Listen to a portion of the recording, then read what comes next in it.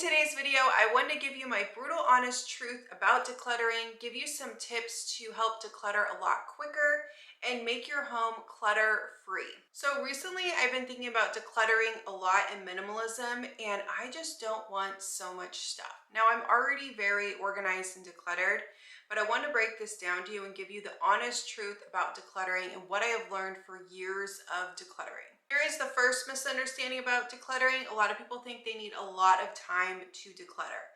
You could quickly declutter a junk drawer, make it so much better you can see everything. You quickly could go through one section of your closet and declutter it. You don't need to do it all in a weekend. It will take a lot of time and you have to continue to do it. So don't think that you have to do it all in one day and that it takes so much time. Next is I only have to declutter once and it will be done. It is so crazy to me as a very organized decluttered person. I still will get clutter. Everyone will, because you're bringing items in and those items have to eventually be organized. So even if you do, I do as many things as I can, a one in, one out, all of those things help, even though they sound very typical, they help, but you still will get clutter. So you have to continue to declutter. And that is why it is good to be very picky about what you bring into your home. So what comes in from Amazon, make sure you love it. Whatever comes to your home, whatever you order, if it is not like a 10 out of 10, I would return it. It's going to turn into clutter. That might sound harsh, but every time I have one of those, oh, I kind of like it, maybe one day, no, you won't use it. You will not use it. You have to absolutely love that item.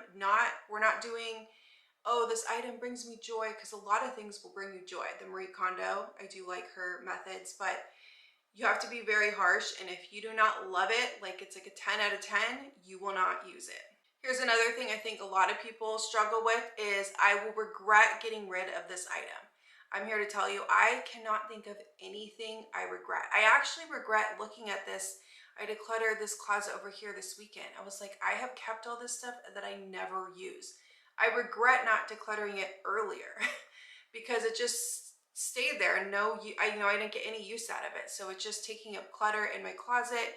So trust me, I really think you will not regret getting rid of anything. You honestly should regret keeping it longer. This item has sentimental value and I will regret getting rid of it because someone gave it to me.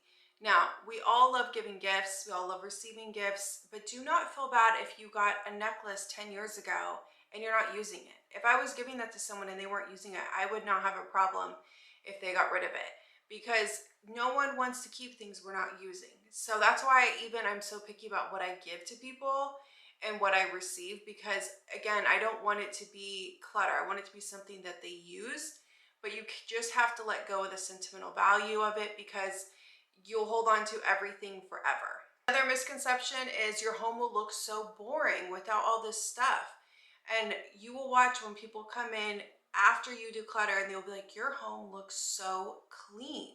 And even the decor that you have will stand out because you can really see it. It's not covered in clutter. I can promise you your home will not look boring. It will just look very clean. But it could be useful one day. This is definitely a misconception people have.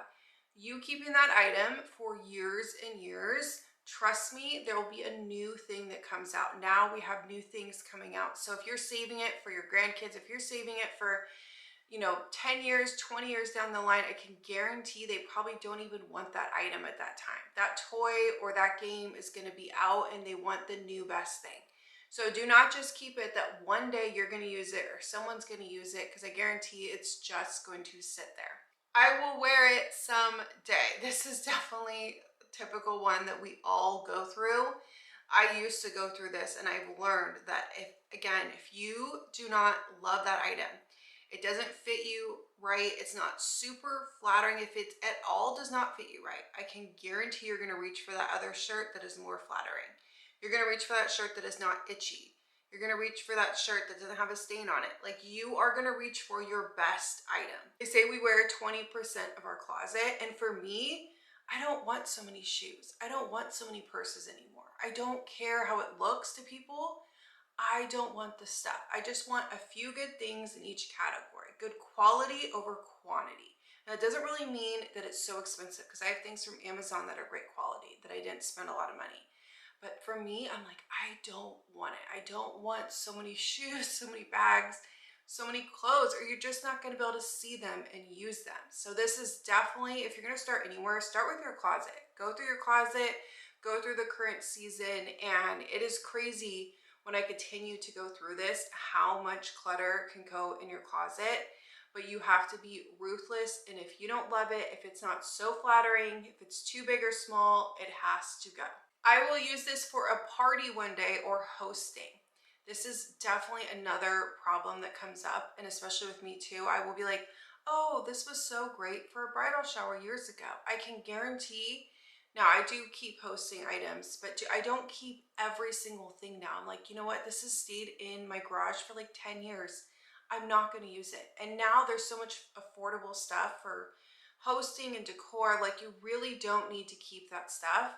Obviously keep your main stuff, but if you're going to keep every party item, it will flood your space. It's so crazy how many things we think of, or keeping like every charging cord for someone that might come to your home. I can guarantee they have their own charging cord. Like, these are just the thoughts we come up with, and I can guarantee you do not need to keep it.